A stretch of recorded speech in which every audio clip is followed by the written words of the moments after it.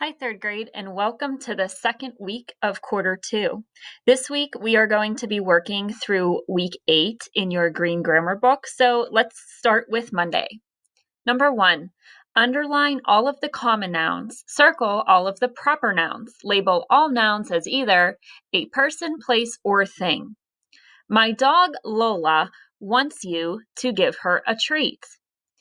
I see 2 common nouns here, and that would be dog and treat.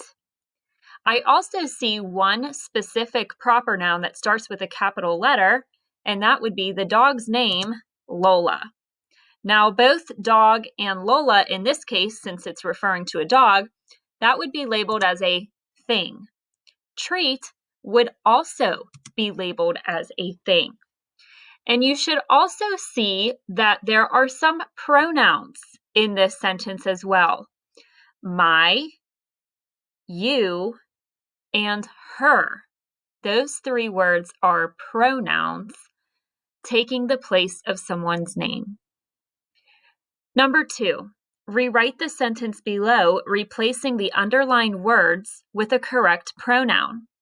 The waves knocked Luke and Marin over. Since Luke and Marin are underlined, they want us to replace their names with a pronoun. I could say the waves knocked, not us, because one of those names doesn't include the word I, the pronoun I. The waves knocked them over. Don't forget your capital letter at the beginning and your period at the end. Number 3, write a verb to complete the sentence. Stacy blank the movie last night. Since it says last night, that gives you a clue that the verb that you pick must be in past tense because this already happened. I chose the verb or the action watched. Stacy watched the movie last night. You could also use the past tense verb and say saw. Stacy saw the movie last night. Both of them would work. Number 4, circle the adjectives in the sentence. Draw an arrow from each adjective to the noun it describes. The little puppy played with a squeaky ball. Remember, adjectives describe nouns. They could describe how many or what kind. In this particular sentence, I see 2 adjectives or 2 describing words. They are little, because that's describing puppy, and squeaky is describing ball.